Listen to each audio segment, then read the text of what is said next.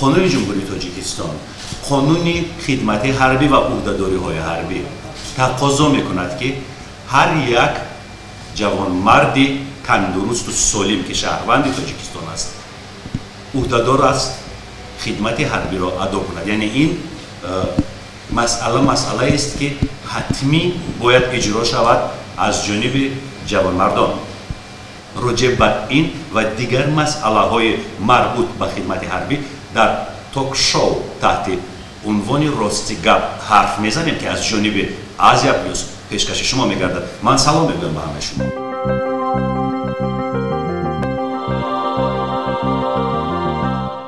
نخست میخواستم درباره عموما خدمت حربی پولکی حرف بزنیم، زیرا در تاجیکستان البته 450 نفر توسط پرداخت مبلغ معین البته از خدمت حربی آزاد شدند.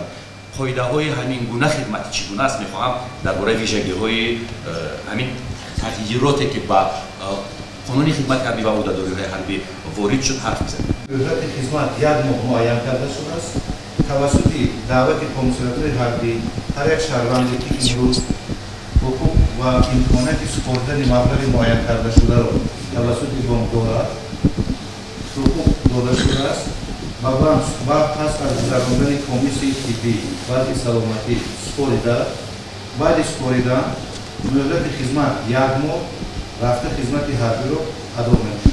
ترتیب سپردن مبلغ پولی از جانب شهروندانی که آنها می‌خواهند با ذخیره‌های سفربری شامل گردند توسط کمیسیون‌های حربی محل زیست دعوت کرده می‌شود با پیشنهاد نمودن عریضه خود که آنها امکانات سپردن همین مبلغ را دارند و با سپردن مبلغ خود در صورت حساب بانک چقدر مبلغ؟ 26800 معین کرده شده است و همین مبلغ 26800 سومانی همین مبلغی که آنها توسط بانک در صورت حساب از نام مناسب خود می‌سپارند آنها از کمیسیون طبی گذاشتند با مرکز قسم حربی معین کرده شده سفربر کرده می‌شوند و تن سر لباس‌های نظامی می‌پوشند از رفت و اصول‌های خدمت حربی آگاهی می‌یابند از استفاده بری یراق‌ها آگاهی می‌یابند سوگند حربی قبول می‌کنند و پس از یک ماه به احتیاط رخصت کرده می‌شود و بعد از برآمدن خدمت ذخیره سفربری آنها به کمیسیون‌های حربی رفته خود را به قید می‌گذارند و آزادانه به فعالیت عمل‌ورزی خود شروع می‌کنند. همین نرخی که 26800 سومان معین کرده بود بیشتر 25200 سومان بود و اطلاع میدادن که نرخ روز به روز پایان فراورده میشد، لیکن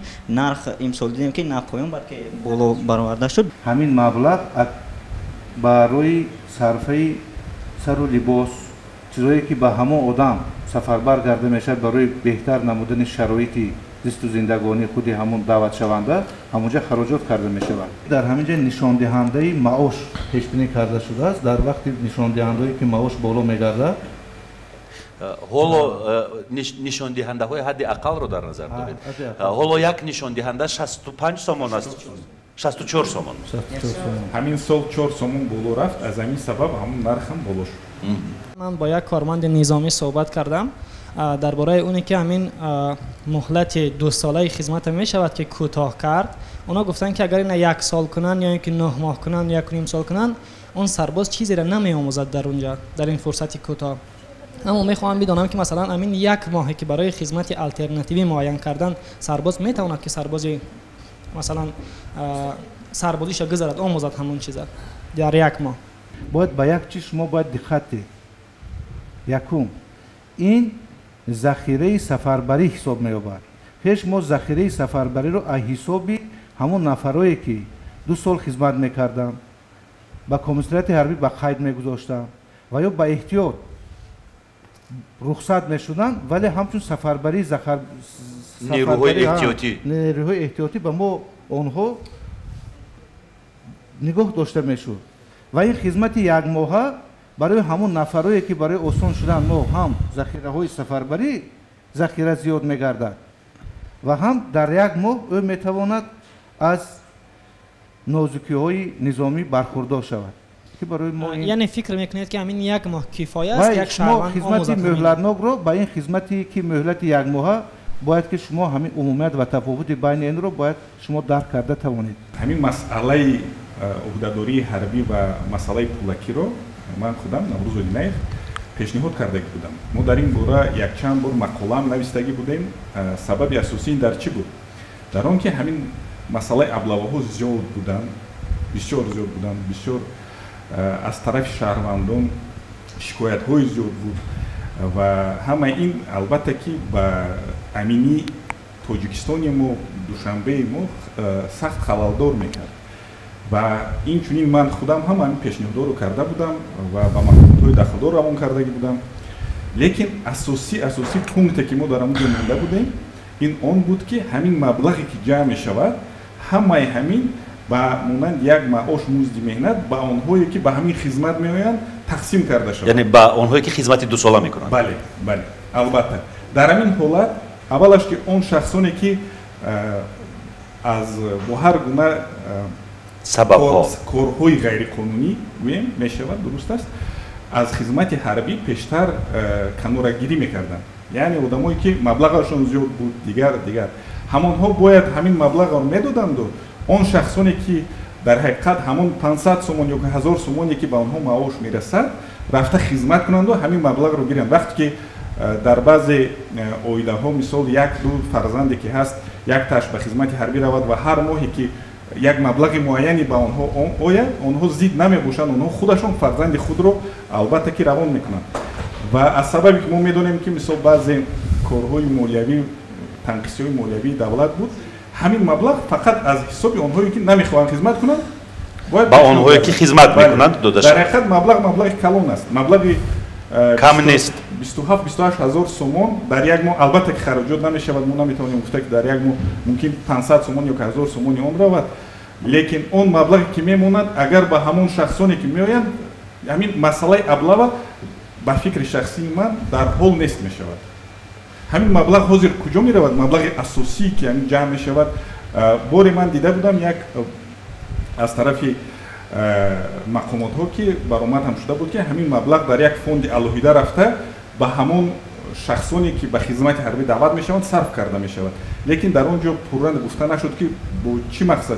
ما وقتی که از متن مادر به دنیا میآییم یکم مرتبه آب و هوای تاجیکستان وطن خود را نفس میکشیم، از ناز و نعمت های آن یک طفل کوچک بزرگ میشیم و چرا امروز ما برای خدمت وطن مادر، برای که وطن خود مرز خود حفظ میکنیم، ما باید با هر خیل سوال، با هر خیل بهانه هایی که مثال با کی صرف میشود چیکار میشود ما همین مسئله ها که خودم باید امروز صرف نظر کنیم. به هر صورت اینجا حرف سر آن می رود که فرزندان ما نباید با یک شعاری خالیه که ما فرزندان این وطنیم و باید برای این وطن جان خود را فدا کنیم با شکم گرسنه، با شرایط بسیار سخت. این شعاری فقط خشک و خالی است و اگر از جانب مسئولین و از جانب دولت نیز اگر غمخوری به سرباز نشان داده شود، من فکر میکنم که دلگرمی آنها را بیشتر میکند، آنها بیشتر انتوزیازم پیدا میکنند، نیرومند میشوند، روح بلند میگردند یا نه؟ مرحمت، من امروز حقوقهای خدمتچیان حربی را به شما حرف میزنم. وقتی که شهروند سنی دعوت به خدمت حربی توسط کمیسریات‌های حربی و جزو تام‌ها سفربر می‌گردد، امتیازها داده شده است. یکم وقتی که معلومات عالی ندارد میتواند در دوام 2 سال، یعنی پس از 1 سال و 6 ماه خدمت در مکتب پرپوچکی جلب گردد با خواندن 3 ماه. چی بدی دارد اگر سرباز معاش بگیرد؟ معاش معین کرده شده، سرباز میگیرد. معاش میگیرد، سرباز معاش معین کرده شده. چقدر است؟ سرباز خود میگیرد، سر و لباس، خورد و خوراک تمام. سرباز معاش چقدر است؟ سوال تکرار میکنم. وابسته به وظیفه های اشتراطی که معین کرده شده است، یک مبلغ معین. چقدر است؟ من یک بار دیگر تکرارا سوال را میخوام. برای معین کردن هر یک سرباز، من شما میبخشید در سطح مسابقه خدمت کردید البته؟ نه، من یک پسرم در اویلا خدمت نکردم. انا امروز فرزند یگانه ای که امروز اگر حقوق خواهش خدمت کردن داشته باشد، خانم مانع درست کردن است. نمیتوانم. اما بیاید از سوال فرار نمیکنیم. من میخوام راجع به معاش با شما سوال مبلغ پیش معین کرده شده معین و کرده شده هر چقدر یک است؟ سرباز برای مبلغی که میگیرد برای خودش در همین دوام ماهی که خدمت میکند بسنده است. چقدر من است؟ فکر میکنم چقدر است؟ یگان چقدر خود است؟ در یادم نیست لیکن معین یک مبلغ معین کرده شده میگیرد که وای بسنده است. لیکن بر ضمن این من در شما گپ میزنم تمام خورد و خوراک سر و لباس پوشاک لباس همش تامین کرده شده است. امروز فرمایش وزیر مدافع در تمام جزء و تام‌ها درهای گشاد اعلام کرده شده است به خاطر آنکه هر یک پدر مادر خواهر دادری که فرزنداشون در آنجا خدمت میکنند مرحمت اومده دیدار میکنند. از طرف دولت هم شرایط مهیا کرده میشد ولی تا به همون سرباز رسیدن نمیره. درباره این چی گفته میتونید؟ یگان دلیل یگان چی دارید که من کتیب این مسئله که شما صحبت کنم؟ نه من دلیل ندارم. من حاضر دلیل ندارم ولی در حقیقت همین خیلی هست. همین چیزی هر روز همه میبینند میشنوند. هر یک غمخوری که از جانب دولت حکومت کرده می شود باز مقاماتی هستند که تا رفته رسیدن وی نظارت میبرند. در حالتی که اگر صرفه‌کاری از خودکنی حالتها آشکار گرده شود حتما نسبت همون نفر پرونده آغاز میگردد و همون نفری که به همین کار دست زد نسبتش و جوابگاری جنایتی محاکمه کرده می شود. یک سوال دیگر، سوالی که علاقمندی داشت با سخنهای نوروز درباره شفافیت همون مبلغی که پرداخت میکنن، یعنی همون 26800 تومانی میخوام روشن‌تر حرف بزنیم. چرا حتما به امانت بانک و این صورت حسابی چیست؟ از کدام نهاد است؟ از کدام مؤسسه و کارخانه است؟ این صورت حسابی کجا است؟ این مبلغی که از جانب هر یک سینی دعوت با خواهش و عریضه خود که پیشنهاد مینماید میسپارد. چرا ما از امانت بانک برای معین کردن برای که آینده همون خراجات هوای به کجا صرفه می شود مگر توسط دیگر بانک نمی شود؟ همین قانونگذار معین کرده است. لیکن امروز ما میدونیم فعالیت بانک ها بسیار است. امروز که در همین صورت حساب معین کرده شده است و برای آینده نظارت مونوپولیست می شود. الکای امانت بانک چون مونوپولیست می شود. نظارت بردن از یک بانک به فکر من آسان‌تر است. چون که در هر یک بانک چرا از بانک گوناگون استفاده بردن آسان‌تر است؟ شاید برای من پولای باشه دیگر بانک. و این صورت حسابی کجاست؟ صورت حسابی که مبلغ‌هایی که از جانب از کدام نهاد است؟ از کدام کارخانه؟ برای دولت می‌رود. برای دولت برای صرفه کردن همون خراجات و هیجات همون دعوت شونده‌ای که با ذخیره سفربری در وقت اصلا وزارت مدافع دسترسی به این صورت حساب رو دارد یا نه؟ همین درباره برد و باخت منظم قوای مسلح صرفه کرده می شود برای بهبود کردن برای پیشرفت. یعنی این صورت حساب از وزارت مدافع نیست؟ خود وزارت مدافع صورت حساب علایده ندارد که مثال وایکند بانک نقدش همین که در هر یک محل زیست وقتی که خانه‌اش فرض کردیم در ولایت سوخت خطرون دیگر برای وای هم دسترس است هم سپردنش. و یک سوال دیگر برای یک سپردن مبلغ به خود خیسته به وزارت مدافع آمدن فکر میکنم. بله سوال دیگر من فهمیدم که کوتا معین می شود. کوتا معین برای یک چند نفر. اونهایی که مبلغ رو با امانت بانک پرداخت میکنند و کوتا رو دریافت نمیکنند حالی اونها چی می شود؟ در دعوتی دیگر گذاشته می شود برای چی که اگر تو دعوت دیگر آنها احاطه‌گیری کرده یعنی نه از روز و وقت و ساعتی که هر یک سینی دعوت مبلغ خود را در صورت حساب بانک سپارید وای از جانب یگان کمیسریت حربی به خدمت حربی دعوت کرده نمی شود چون که وای امروز ولی اگر در کوچه احاطه‌گیری کنند او را چی؟ با اصطلاح ابلاغ اگر با اصطلاح یعنی با راه دنبالگیری یگان قسم حربی برده سفربر کنند نسبت همون کمیسریت حربی پرونده جنایتی آغاز کرده می شود برای غیرقانونی دعوت شهروند. اون نفر مثلا چگونه میتواند اثبات کند که مبلغ رو برای مثلا خدمت حربی پولکی علاقه در بانک پرداخت کرده است؟ وای نفر میتواند با پیشنهاد نمودن همون صورت حسابی که در دست از نسخه اصلی دارد رسید وای میتواند همون خودش گواهی آن است که وای حقوقی و خدمت حربی مد بیون باره دعوت کرده. از کمیسریت حربی مثلا یگان گواهنامه یا یگان اسناد داده نمیشد که این رو نرسید احاطه‌گیری نکنید که این پول رو سپرده است؟ وقتی که هر یک سینی دعوت به کمیسریت حربی محل زیست حاضر می شود وای پورا بغیر از وضع سلامتی باز پرسیده می شود.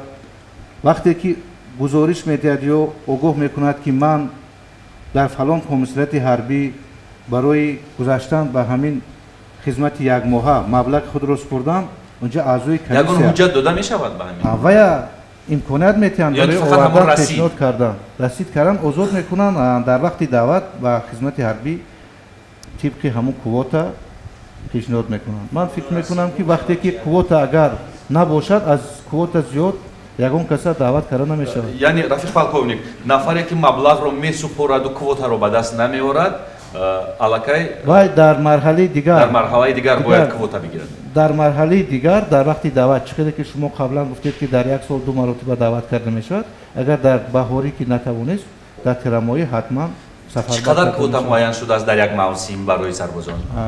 600 нафар муайян карда шудааст.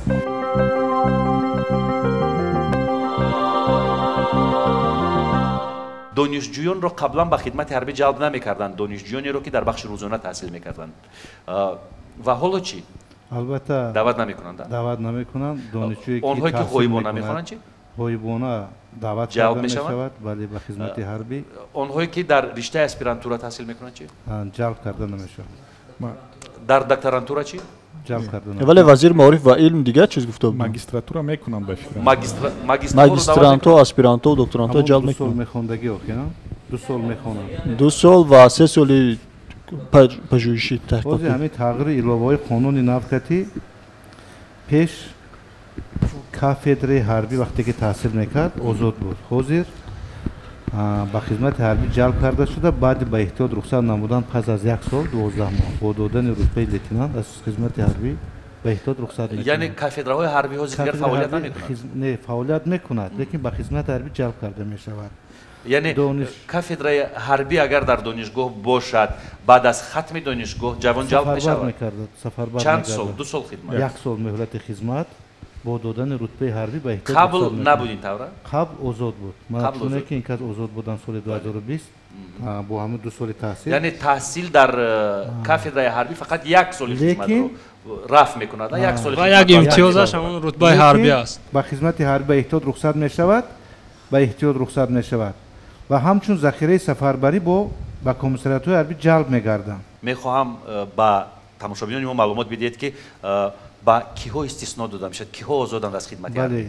бале, нафароне ки дар оила фарзанди ягона ҳастанд аз хизмати ҳарбӣ озод карда мешавад ва дар сурате ки ӯ мехоҳад ба хизмати ҳарбӣ шомил гардад, бо гирифтани ариза, бо розигии падару модар, бо тасдиқи натаралӣ мо метавонем ба хизмати ҳарбӣ ҷалб кунем. қонунвайронкунӣ намешавад. лекин маҷбурӣ овардан ба хизмат ин хилофи ба категорияи нафароне ки қобили хидмати ҳарбӣ нестанд, киҳо дохил мешаванд? нафароне ки аз оиладор соҳиби 2 фарзанд ба хизмати ҳарбӣ даъват карда намешавад. боз нафароне ки вазъи саломатӣ ҷавобгӯй нест. масалан дар бораи чанд маризиҳо биёед ҳарф мезанед? ин маризиҳо аз ҷониби комиссияи даъватӣ ва комиссияи бештар кадом маризиҳоянд ки мавриди таваҷҷӯҳ қарор мегиранд? ина комиссияи тиббӣ муайян мекунад бо додани санад, равон намудан ба маҳалли ҷои истиқомат ба гузаштани якчанд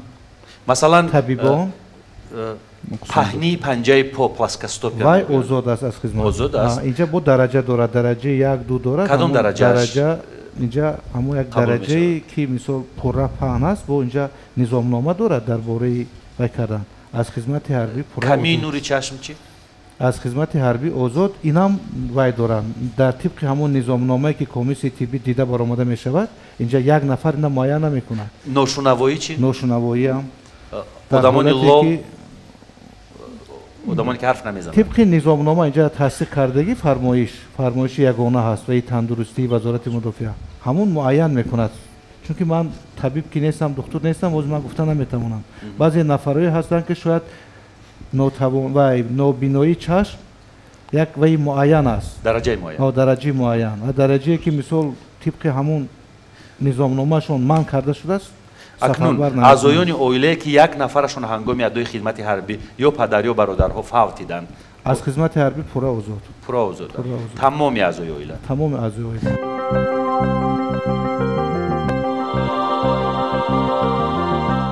дар бораи иҳотагирӣ ҳарф задем. ардашир як ҳодисаи бисёр ҷолибро метавонад имрӯз қисса кунад барои мо. дуруд ардашир. و میخوام که درباره اون شب حرف بزنید، شب مرموز، شب پر از حوادث. دو نفر سلام علیک کردن، پرسان شدن خدمت کرده ای؟ گفتم بله. کافدر حربی خوندم، دانشگاه ملی 2020 ختم کردم. ولی اونا اصرار میکردن که نه باید خدمت روی. من گفتم در حالی که من خدمت کردم برای چی روم؟ گفتن داری حجت؟ من گفتم بله در خونه دارم، اگر لازم باشد یک جا رویم من پیشنهاد کنم برای شما. ولی اونا میگفتن که نه ما میکنن چیزی دیگر هم نمیگفتن که مثلا بیا رویم، فقط میگفتن که باید با خودت داشته باشی. مثلا 27 مرد فرمانی رئیس جمهور بر اومده است و با خود داشتن اون حتمی است. من گفتم از این گونه دستور من آگاهی ندارم، از اینه که باید با خود بلیت حربی داشته باشی و شناسنامه داشته باشی. اردشیر یک لحظه، آیا قرار قبول می شود از جانب مثلا مقامات مربوط در خصوص اون که در موسم دعوت به خدمت حربی نفرانی که خدمت کردند حجت های خود رو باید همراه خود بگیرند؟ این گونه قرار هست یا نه؟ البته نیست. نفرایی که خدمت کردن طبق طلبات قانون ما حقوق بردن همون شهروند رو با یعنی گرفتن حجت حتمی است. طبق کدام قرار صورت میگیرد که باید نفر خدمت کرده حجت حربیش رو در موسم دعوت در جیبکش در کیسهش انداخته بگردد؟ قرار نیست، لیکن هر یک شهروندی که اما با اردشیر چون پیشنهاد کرده؟ حاضر گوش کنیم چیه دوامش این کیا بودن؟ و من از اونا پرسان شدم که شما کیستید و از کجاید؟ خب هر دو معرفی کردن خود را از مقامات میلیسیا. یکی گفت من نظیر منطقوی هستم، سیدزاده فتح‌الله کاپیتان بود.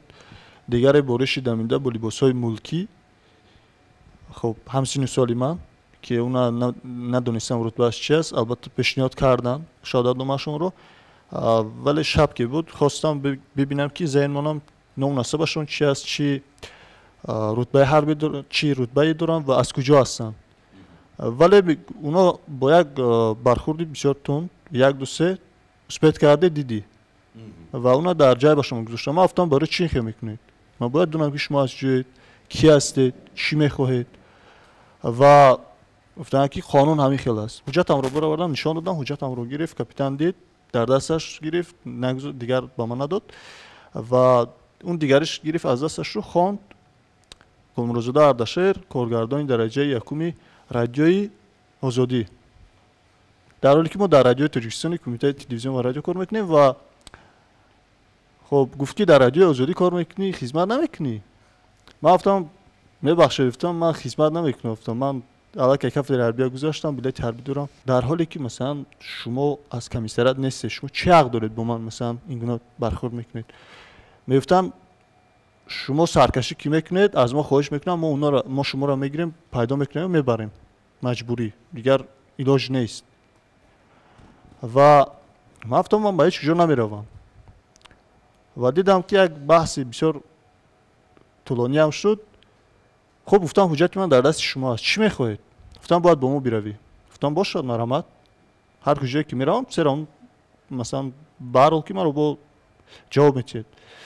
یک 20 متر بالاتر رفتیم که 4-5 نفر نشستند و یکی روسا و یکی شیشته صحبت دارن و به نزد نفر نشسته کاپیتان حاضر شد و سلامی حربی داد، سلام نظامی، سلام رفیق پالکونیک، اجازت و اونم اجازت صحبت، اجازت گفتگو داد و گفت که رفیق پالکونیک ما یک نفر آورده میگه که دانشگاه خوندم، کافدر حربی گذاشتیم و قانون بعد ختم ما برآمده است.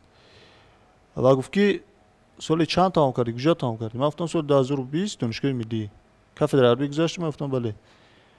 و گفت که قانون بعد اینو برآمده است. گفت اینا جواب چین. بعد دیگرش گفت که در رادیو آزادی کار میکنه. همتای دیگرش اون گفت که در رادیو آزادی کار میکنی. من گفتم نه، گفتم من در کمیته تلویزیون و رادیو کار میکنم. گفت که خودت دم خیلی گفته کو؟ من گفتم خیلی نگفتم، این خودش گفت. بعد گفت که در حجتش هم خیلی است. حجت هم رو گرفتم خواند که رادیو تاجیکستان و از یک شناسش پرسان شد، گفت که همین گونه نفر رو میشناسی؟ من گفتم که نه. گفتم گفت که در روشنیت دیوم کار میکنه در بخش SMB. خب گفتم که نمیشناسم به هر حال. و دیگر اونا هم گفتن که خب اسپای کورچا میتونی رای برای چیکار. خب دیگر با اون کاپیتان گفتم که قانون خوندن در کودکی گفتم نمیتوانست که ببیند که شما کارمندی کجای آنجا نیست. بله خوانده نمیتوانست. خوانده میتوانست ولی از بس که اونا نمیدونم در تاجیکستان گمان میکنن فقط یک رادیو است و هر ژورنالیستی که از حق خود و هر نفری که از حق خود دفاع کرده میتونن گمان میکنن که از رادیو آزادی است یا از کارمندای مثلا غیر نمیدونم تشکیلات دولتی. قصه عجایب. نوروز تو کدام اندازه از روی قانون بودن رفتاری کارمندان میلیتسیا رو میخوام شما بها بدید؟ البته که غیر قانونی است. این رو همه ما میدونیم و یک چند مرتبه در این باره سخن هم کردگی بودیم. باید گفت که همین مسئله چنان مسئله دشوار نیست، چون که طبق همون قانون عهدهداری‌های حربی باید به همون دعوت شونده دعوتنامه روان کرده شود و اون شخص باید خودش حاضر شود. در حالت سرکشی او قانونگذار جمهوری تاجیکستان کودکس جنایی جزا پیش بینی نموده است. بعضی حالت‌های هم بودن همین سال باید گویم که ندیدم چون این حالت‌ها، لیکن پیشتر می‌دیدیم که حتی به خانه‌های مردم در اومده از اونجا آدم‌ها را گرفته می‌بردن. این هم یک چند دخالت به حریم خصوصی است. بله دخل ناپذیری منزل رو ویران می‌کردند و چون که من پیشتر گفتم که همین مسئله‌ای که خدمت پولاکی کنیم همین یک مسئله اساسی همون در اون بود که همین مسئله آدمربایی نیست شود در تاجیکستان، برای که برای ما زیب نیست. چون ثبت میکنند در فضای اینترنتی پهن میشود، از خارج کشور این رو میبینند. این مسئله همین سیاحی تاجیکستان رو بد میکند که در اونجا آدمربایی ایمیج پست میشود و غیره. و رفیق پالکونیک بسیار سخنای نغزم گفته بودند که اویدیون که این وظیفه هر یکی ما است و ما نه البته که برای مبلغ شده به خدمت حربی رویم. این هم درست است رفیق پالکونیک، لیکن ما باید دانیم که زیاده از نیم دولت‌های دنیا خدمت حربی حتمی ندارند. آنها هم دولت هستند، آنها هم شهروند دارند، لیکن آنها فقط با طریق شرطنامه‌ای کار میکنند. یعنی همان آدمی که میرود خودش میرود، یگان کس رو مجبور نمیبرند. حتی در یکی از قواهای مسلحی کلانترین دنیا، این از امریکا که می باشد، در اونجا حتمی نیست خدمت. در اونجا فقط آنهایی خدمت میکنن که با شرطنامه میروند، خودشون شرطنامه کرده خدمت مینمایند. در این حالتی با اصطلاح سرباز چیکار میگویند، هرچند که این رو رد میکنند، اگر همون نفرانی که با لباسهای ملکی با یک نفر در میافتند، شاید با جوانی در رفتند که یک جوانی با قوت و تنومند باشد، در حالتی که همون جوانهای با لباس ملکی در می افتاده در این مناقشه یگان آسیب جسمانی وزنی ببینند، آیا شخصی یعنی که خودش تنها همون سرباز جوابگر می شود یا نه؟ در کودکس جمهوری تاجیکستان یک ماده است که ضرورت مدافعوی، یعنی با زبان روسی گوییم необходимая оборона هست تا اون درجه که به آنها ضربه سختی بد نرساند، از حد زیاد، از معیار زیاد باید نرساند. اگر از یگان سلاح استفاده برد، یگان کاری وی کند، البته همه این رو باید تفتیشات معین نماید. لیکن نسبت آن شخصانی که به او در افتادند باید هم تفتیشات برده شود و به جوابگری جنایتی کشیده شود، چون که وقتی که در کوچه همه این حالت ها می شوند، این ترتیبات جمعیتی رو البته خلالدار می نماید و تمام این مسئله باید از طرف پروکوراتورای حربی یا که مقامات های میلیتسیا سنجیده برآمده. همون جوان جوابگر می شود یا نه نوروز؟ دقیقاً بگویید. اگر از روی قانون گیریم تا همون مسئله که از حد نبراید اگر باید به جوابگری کشیده نشود، آزاد شود. در حالتی که یگان زوروری سخت کرد و یگان ضرری سخت رسونید که همون در کار نبود، لازم نبود، مثال او رو از خود دور کرد و غلطیده در بالای زدن گرفت، البته که به جوابگری کشیده می شود. و وقتی که از خود دور کرد و رفت از پی کار خودش، باید به جوابگری کشیده نشود. یک فرضیه دیگر هست که مثلا اگر برای تمام قسم‌های حربی یا برای عموما در تاجیکستان 200,000 سرباز لازم باشد برای یک دعوت، با طریق سرباز شکار میروند میقپند تقریبا 500,000 جوانه و از اینا 200,000 که مثلا بی صاحب است، یعنی که پول ندارد، اونا را میگیرن خدمت روان میکنن و او 300,000 دیگه شا میگیرن یعنی که پولاشون میگیرن اون را جواب میتین و در همین همبستگی این فرضیه است. در همین همبستگی کارمندان وزارت کارهای داخلی را مثلا دعوت میکنن تا اونا هم پول کار کنن. یعنی تا کجا همین فرضیه حقیقت دارد؟ ما نمیتوانیم که باید 250 نفری که شما گفته ایستاده تعداد آورده کدامش خواهیم روان میکنیم کدامش نخواهیم روان نمیکنیم. هر یکی بعد گذشت کمیسیا بعد وضع سلامتی ما اونجا دا ما وظیفه‌دار نیستیم که تو پول داری یا پول نداری این خیل ما با حقوق هم نداریم من کردیم نمیتوانیم. اگر وضع سلامتی جوابگوی باشد با خدمت حربی دعوت میکنیم لیکن این خیل حالت‌های اگر رشوه‌خوری دیگر حالت‌ها باشد نسبت به اونجا مقامات‌ها هستند نسبت همون نفری که به همین کار دست زد نسبتش قرار درباره آغاز کار جنایتی نسبتش حتما چهار اندیشی طبق طلبات قانون دیده برآمده میشود. اولی در بعضی وقت وضع سلامتیشون خوب نیست باز میگیرن میبرند و نمیدونم چگونه برمیگردونن میبیورن به خونهشون. وضع سلامتی در حالتی خوب نباشد از جانب دکتر درست معاینه کردن نشده باشد حتما در دوام خدمت که اگر همین رخ داد سر زد نسبت همون دکتری که از کمیسیون تربیت دعوت کرده شده است پرونده جنایتی آغاز کرده شده نسبتش قرار درباره آغاز نسبتش چوراندیشی میکنن چون که نفری که دست به جنایت زد به جزا نمیماند. لیکن خوشبختانه امروز صفی جوانان خیلی و خیلی زیاد شده است در قوه‌های مسلح خدمت کرده ایستادند معلومات عالی دارند. بسیار از نزدیکان من وقتی که خدمت حربی میروند از خدمت میآیند من راستی گپ یگان تا اون دوستاما سالم یا که باز بالا و بقوت ندیدم. بعد خدمت حربی حتما اونها قریب 2-3 ماه به طبابت خانگی مشغول میشوند. میخواستم فهمم که چرا که تفتیش میگذرونن چی بچه‌ها سالم نمیان با طبیعت من. نفرانی که وضع سلامتیش لایق نیست پس از گذشتن کمیسیا حتما توسط هسپتال مرکزی گذشت کمیسیا برای غیر قابل خدمت بودنش پیش از مهلت به احتیاط رخصت میکنند. وقتی که سرباز به نقطه طبی مراجعت کرد وضع سلامتیش جوابگو نیست آینده خدمت حربی پیش بردن نمیتواند در برابر به احتیاط پیش از مهلت رخصت نمودند باز نسبت همون نفری که همون کمیساریات حربی که جای زیست برای نفری که با سلامتی جوابگو نیست نسبت کمیساریات حربی حتما از جانب مقامات پروکراتور حربی کار جنایتی آغاز میگردد. سوال این بود که آنها از خدمت حربی برمیگردند اما بسیار فترات و خستند یعنی آب و تاب یافته بردم و بقوت نیستند. این بود سوال. همین یگان نفر نامناسبش که کنید من همینا من در حضور شما گفتید نامناسبش معین نکنم من نزدیک بخصوص دادارم معین نکنم همینا موردی سنجش قرار میگیره کی مثلا معین کنید همون نفری شما از جمله برادرم تولدش از اون دعوت کنید این علاقه 2 سال پیش از خدمت برآمد. 2 سال پیش از خدمت برآمد چگونه بود حالتش؟ حالتش بسیار عصبی بود. تمام روز خواب نمیرفت شب در روز خواب نمی روحان ناسالم بود. وقتی که ما چند وقت ما طبابت کردیم روحان فکر میکنم ما او داداری که پیش می داشتم او خیلی نبودند یعنی که روحان تماما دیگه خیلی فکر و عقیده داشتند. درست است. بیایید دوستان ما اینجا آمدیم که درباره مشکلات و راه حل این مسائل حرف بزنیم. چرا؟ چون که وطن ما است. غیر از ما در این یا آن حالت بسیار ناگوار هیچ کس وطن ما رو حفظ نمی‌کند.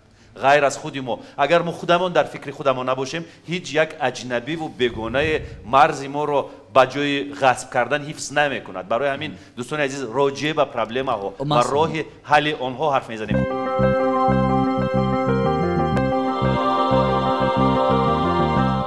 تا کجا جلب همین سربازان با کارهای موسمی مثل کشتی کارتوشکا، نگاهبینی چاروا و دیگر همین کارهایی که در صحرا میشود درست است؟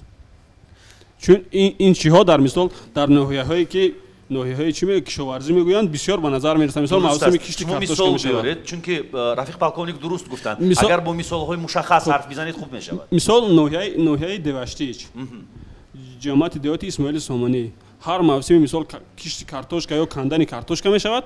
من نمیدونم سربازانی کدام قسمای حربی هستند اما به نظر میرسد که ماشین سربازا میبیاند هفته هاش کتی کارتوشکا میکنند. چرا خوجگی دهخونی کی است و چرا سرباز میرود کارتوشکای کدام یک خوجگی رو میچیند؟ درست در جزو تانهای قواهای مسلح جمهوری تاجیکستان خوجگی های یورسان برای بهداشت خوب و نقض کردن شرایط خدمت انا خوجگی های یورسان دارن فرمایش هست فرمایش الهیده خوجگی یوری رسان یعنی چگونه یوری در با کی زیر میرساند؟ تابع قسم حربی زمین دارد یوری زمین با کی کشت میرساند؟ دارد برای مثال کشت و کاری ذخیره های زمستانه خود یعنی محصولات با از جانب قسم حربی حکومت میروند؟ قرار حکومت کتی زمین جدا کرده شده است قوه کاری از حساب سرباز میتواند همون زمینی که برای وی جدا کرده شده است برای کشت و کاری سبزوات پالیزی استفاده برند لیکن حالتی که از جانب یگان شهروند برده خدمتچی حربی در زمینش کار فرمودن استفاده بردن غیر قانونی است من همین رو در نظر داشتم. پاکونی که یک سوال محصولاتی که از خوجگی های یوری رسان به دست می آید با قسم حربی برده خود قسم حربی در درون قسم حربی زمین دارند سربازان رو در حدود اسفره به زردآلوچینی میبرند شما آگاهی دارید و آیا زردآلو میخورند سربازان اگر محصولات به قسم حربی برده شود؟ خوب میشد که پیش از همین برنامه که امروز پیشکش کردید اول نقض میشد که همین گروه که میرفتیم انتخاباً قسمای حربی ما یک بار نشان میدادم جای انباری نگهداری جای زیست و زندگانی جای خورد و خوراک بسیار نقض میشد من حاضرم من امروز نمیدونستم که با شما من میخیر حاضر من مرحمت کدام قسم حربی که شما انتخاباً من اجازه میگیرم میرم درتون خودتون یک حلاوت کنید یک صلوات کنید با همین سوالای خودتون جواب گردونید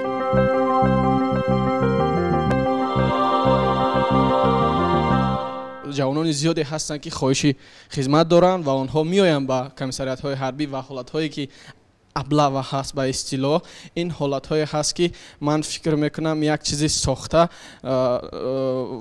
و منفیت‌های گروه‌های هستند که در اینجا از وضعیت استفاده برده نمیدونم شاید برای بیزنس نمیدونم شاید برای پول کار کردن از اون جمله چند رفیق نزدیکی من که ابله شدن آنها گفتن که ما پول داده خلاص شدیم من فکر میکنم که همین حالت‌های ابله و بیشتر ربط دارن با نه به خود خدمت بلکه با حالت‌های بیرون از خدمت و نفران منفیت دار بله حالت‌های کارپسیونی است در اینجا من فکر میکنم و خیلی متاسف از آن هستم که مقامات بلندپایه همین چیزا میبینن میدونن ولیکن همین پیش روی همین گروه ها را من فکر میکنم اگر پیش چند تا از همین گروه ها را بگیرن تمام دیگر یگان مشکل نیست بچو در خدمت حربی یگان مشکل نیست کمی هم نیست سرباز برزیاد است ما 10 میلیون اهالی داریم طلبات ما خیلی کم است مثلا جوانان خیلی کم دعوت میشن یگان مشکل نیست فقط همین حالات ها را که چند خیلی کم هستن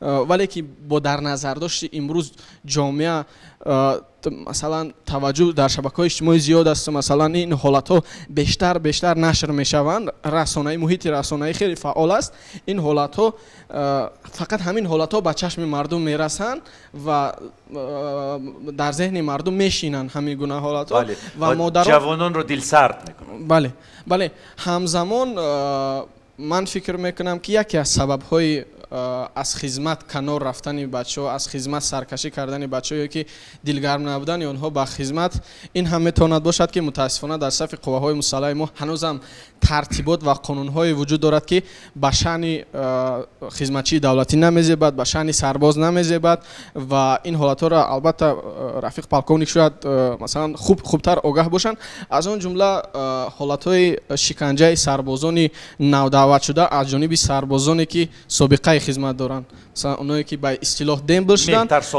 مهتر سالاری ددفشینه بله برای چی ما امروز درباره ددفشینه گپ نمیزنیم وقتی که درباره سرکشی جوانان از خدمت حربی ددفشینه مهتر سالاری میتواند یک سبب دلسردی جوانان بله برای چی ما امروز درباره ددفشینه صحبت نمیکنیم برای چی متاسفانه ما اینجا قهرمانی نداریم که از خدمت آمده باشد و او ماده نقل کند که آیا هست ددفشینه که میگن آیا هست برای چی ما مثلا یکی از نزدیکان شهبال رو دعوت نکردیم سربازی که مثلا خیلی مرموز با مرگ مرموز فوتید مثلا از جانب هم خدمت از جانب бале мавриди ҳамла қарор гирифт. Барои чи мо аз дар бораи қиссаи дигар ҷавононе ки дар хидмати ҳарбӣ мутаассифона ҷон бохтанд нақл намекунем. ман фикр мекунам вақте ки мавзӯи саркашӣ аз хизмати ҳарбӣ баррасӣ мешавад, бояд пеш аз ҳама ҳамин мавзӯъ баррасӣ шаванд. Ташаккур. Дуруст аст. Марҳамат, Наврӯз. Дуруст қайд кард Абдулло. Аввалаш ки на дар ҳама минтақаҳои кишвар ҳамин масъала ҳаст, масъалаи аблава. Аз ҷумла дар ВМКБ, вилояти мухтори Кӯҳистони Бадахшон, дар рӯзи аввал хато накунам, ба пуррагӣ бо хоҳиши худ ҷавонон рафта, нақша ба пуррагӣ пурра шуд. яъне ки дар он ҷо масъалаи аблаваро мо дида наметавонем.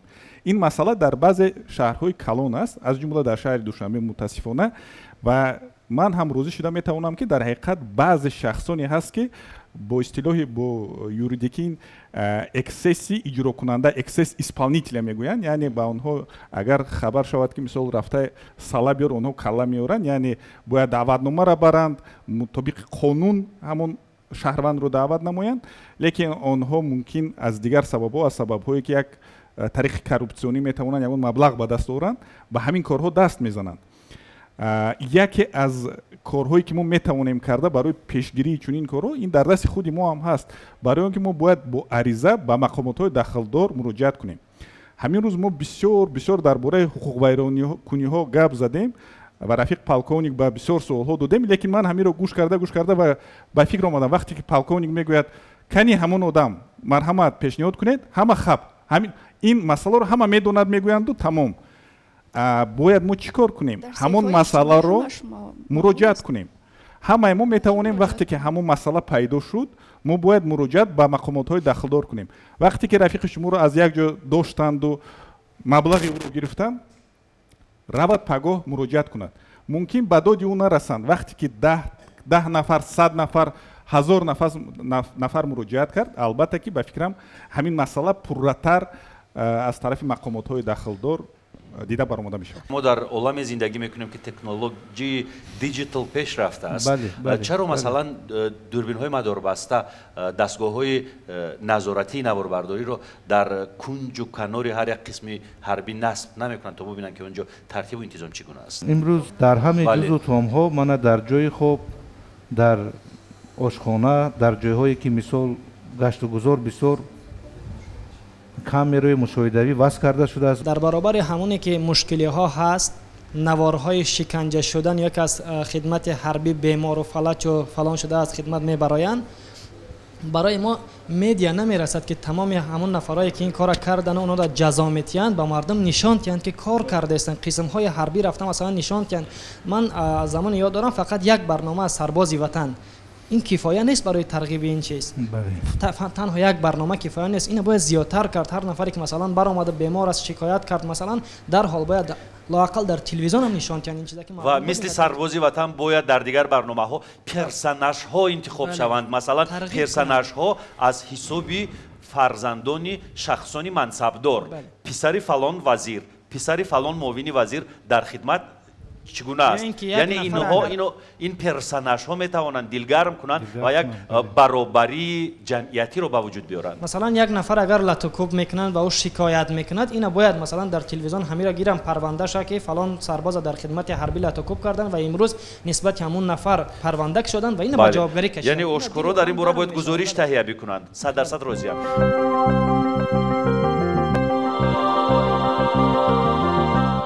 биёед акнун пешниҳод мекунем чӣ бояд кард ки ин ҳама мушкилӣ аз байн биравад ва як бачаи тоҷик бидуни ягон тарсу ҳарос, бим ва ваҳшати он ки дар хидмати ҳарбӣ ӯро зада мекушанд биравад ба хизмати ҳарбӣ. дар қадами аввал бояд мо эътироф кунем ки аблава ҳаст. бояд мо дар қадами аввал эътироф кунем ки дар ҷузу частҳои ҳарбӣ ҳолатҳои шиканҷа аст.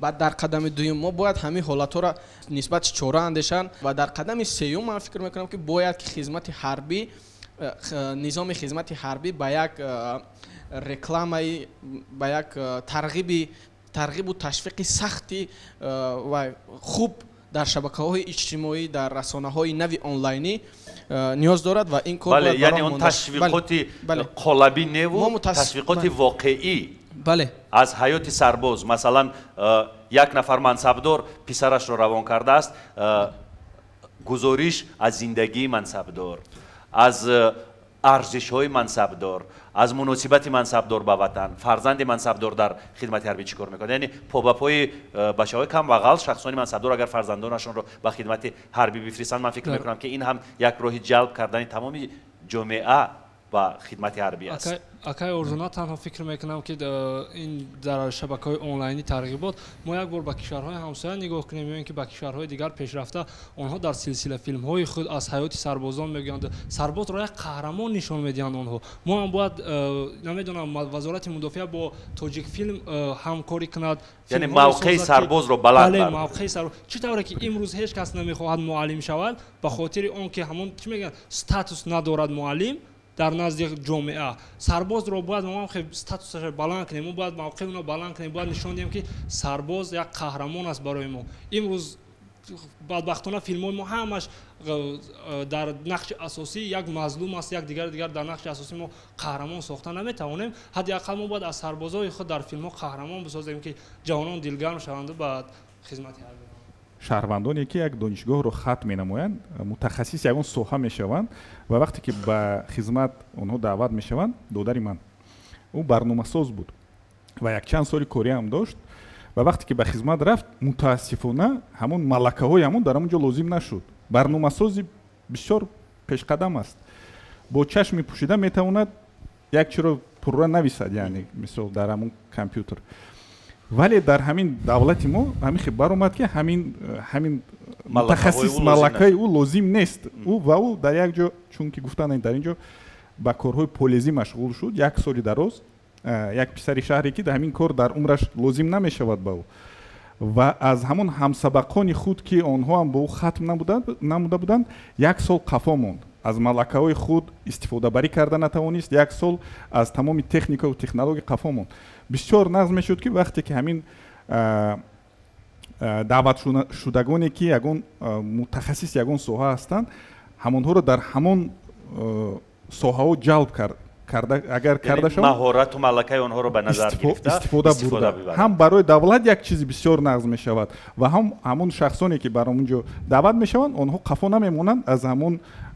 соҳаи худ дар деҳотҳо сарбозро пеш аз ба хизмат ҷалб кардан ба ӯ ваъда медоданд ки баъд аз адои хизмати ҳарбӣ ба ту замини назди ҳавлигӣ медиҳем ҳозир медиҳанд аммо мисли пешин ҳарфҳо ҳастанд ваъдаҳо ҳастанд аммо мисли пешин ин гуна чиҳо нестанд ё мисол ба сарбозон шаҳодатномаи ронандагӣ медиҳанд ки ин низ бисёр кам аст агар масалан агар ба ҳама диҳанд ин ҳолатҳо воқеӣ бошад рӯзноманигорон метавонанд бираванд аз зиндагии як сарбозе гузориш таҳия кунанд ки бигӯяд ман 2 сол хидмат кардам аз тарафи ҷамоат ё ки аз тарафи мақомоти иҷроияи ҳокимияти маҳал ба ман замин ҷудо карданд ин замини ман бале аввалҳо медиҳанд аммо ҳозир не заминҳое медиҳанд замин медиҳанд заминҳое медиҳанд ки дар он ҷо ман намедонам хона карда намешавад не ин тавр не ин дар ҳамон яъне аз ҷойҳои номуносиб не ин акнун аз замони салоҳияти ҷамоат не ки аввалҳо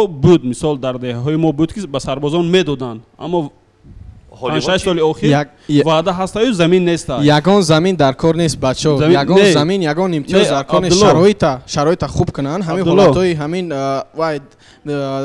меҳтарсолорӣ ҳамин дедафшинара аз байн бибаранд ҷавонон бе ҳамун замин ҳам мераванд худашон мераванд замин ин ба фикри ман дар шаъни ва нафаре ки ҳисси миллию ҳисси ватандӯстӣ мегӯяд ин замина мисоловардаи акси кӯчак аст баъзе манотиқ аст гирифтани ҳамин замин ки бисёр мушкил аст ин замина ҳар кас ҳақ дорад ҳамчун шаҳрванд бубахшед на танҳо сарбоз ҳар шаҳрванд ҳуқуқ ба замин ҳуқуқ ба манзил ҳуқуқ ба дигар чизо дорад ин чиза мо бояд дар контексти хизмати ҳарбӣ ҳатто баррасӣ накунем чунки ин мавзӯи алоҳида аст ҳозир мо инам метавонад пешниҳод шуда абдулло ҳамае ки чӣ гуна ҳами сарбозора дилшона гарм кунем беҳтар аст хуб ба андешаи ман пешниҳод дорам ки агар ҳамин хизмат яксола шавад ба андешаи ман намедонам дигарҳо чӣ гуна фикр мекунанд агар хизмат яксола шавад بسیار نفر میروند مثلا از طرف ما مثلا از ولایت سوخت من مثلا بسیار وقت هم صحبت میشم قطعا همون نفرایی که مثلا از خدمت میگریزن میگن اگر همین خدمت یک ساله شده به فکر همونا و به فکر من اگر خدمت یک ساله شود بسیار میروند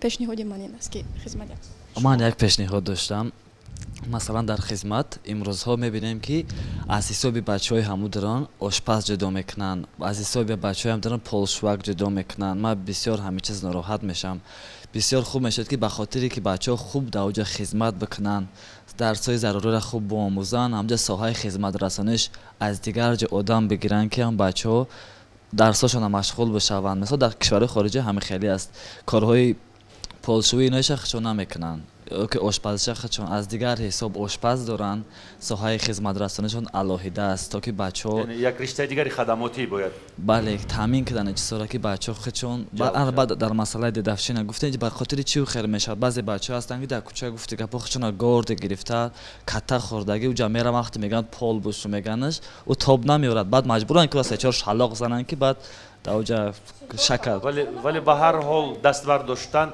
طبق قانون ممکن نیست اصلا به سر برسونه بعد یک چیزی با وجود میاد که بعد میگه همه برای یک کس برای همه اینا اکثر بچهای خدمت رفتگی میدونن که یک کس برای همه بعد مردن شلاق میخورن همشون به خاطر یک کس اگر کاری که نکرد یک کس پول نشوشت همه هم خدمتاش یک خیلی جزا میگیرن که به قدر دیگرش برسن این خوب است از یک جهت خوب است یعنی در مجموع به خاطری که و یا تحمل کرده میتونن در بعضی وای نریاد است وای همه عهده‌دار است من وای یک نگفتم که نفر نمیگویم که تو شو وای نریاد است وای این چیزی که از وقتی سیوز اومده است یگون جای منظور می است که وای تگ پای خودش رو توزه میکند یعنی از ما را توزه نمیکند که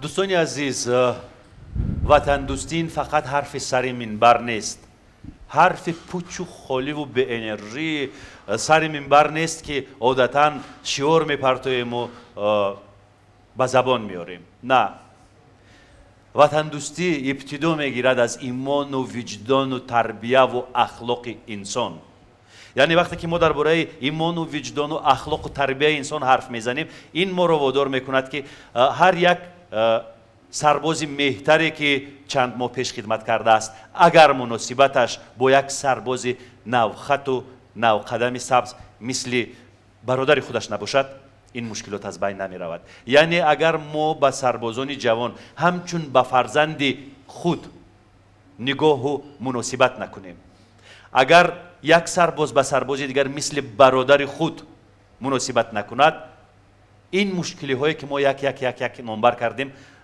از بین رفتنشان امر محال است برای باز هم مستحکم و استوار کردن حس وطن دوستی ما باید مثل فرزندان یک پدر و یک مادر باشیم خداحافظی میکنیم با شما تاک شو تحت عنوان راست گپ از طرف ازیا پلیس این زمان به انجام میرسد برنامه های بعدی ما را منتظر باشید